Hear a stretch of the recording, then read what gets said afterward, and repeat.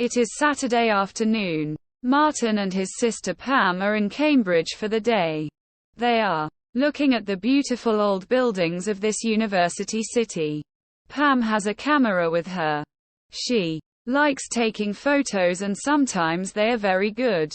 But sometimes they are not very good, and Martin laughs at them. It is 5 o'clock. Pam and Martin are going home now. They are tired after their long day. They are in the garden near the bus station. "Let's have a last photo of you," says Pam. "Oh no, not again," says Martin. "Come on," says Pam. "It's the last one. I want to finish the film in my camera." "Oh, all right," says Martin. He stands in front of the flowers. "Look at me," says Pam, and takes a photo. A man with a big rucksack on his back walks between Pam and Martin. "Oh no," says Pam. "Now I've got a picture of that man, not of you, Martin." The man looks at Pam.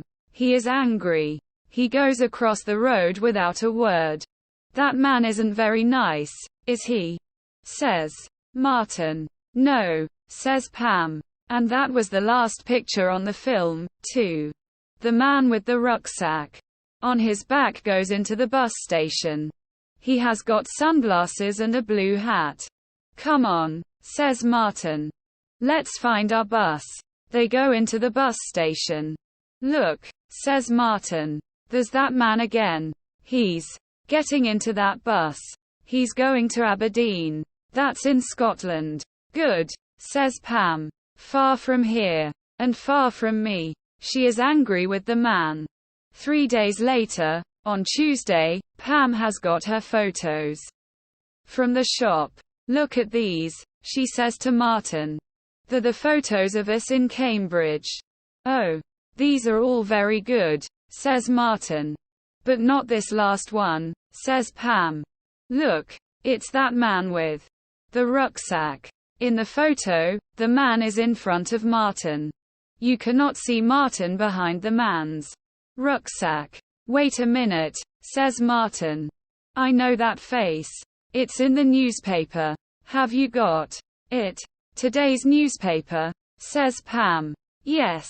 It's here." "Why?" "Yes. Here he is. Look at this picture," says Martin. Pam looks at the photo in the newspaper. "Who's that?" she asks. "It says in the paper his name's Alan Rook," says Martin. "And he works in a bank in London. But on Monday morning, yesterday morning, no Alan Rook. The people at the bank don't know where he is. And they say he's got £100,000 with him. The police are looking for him, too." "But is that the man in my photo?" asks Pam. "He hasn't got a beard and he hasn't any hair. Look at his ears. Look at his nose," says Martin. "It's him." "I know it is." Martin has an idea.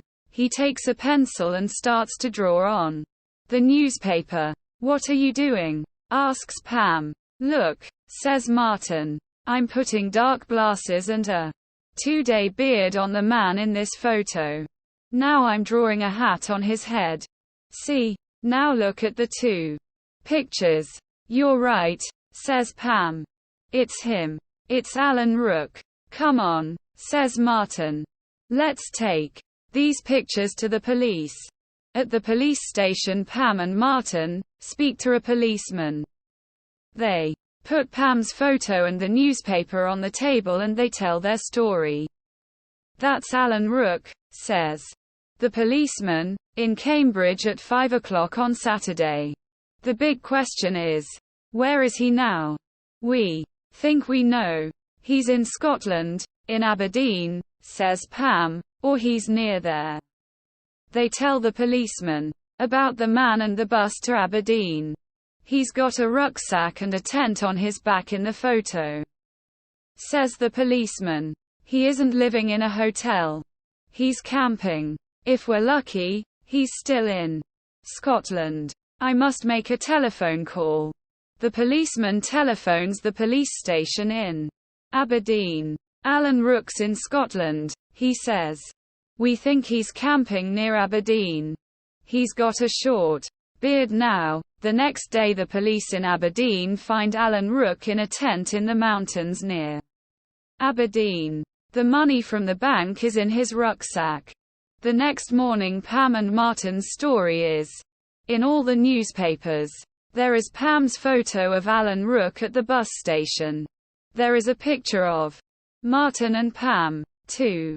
In the newspaper, it says, "Camera girl gets photo of Rook, police in Aberdeen. Find bank money." The people at the bank are very happy. They give Pam and Martin £1,000. "My last photo's a good one after all," laughs Pam. "Now I can buy a very good new camera."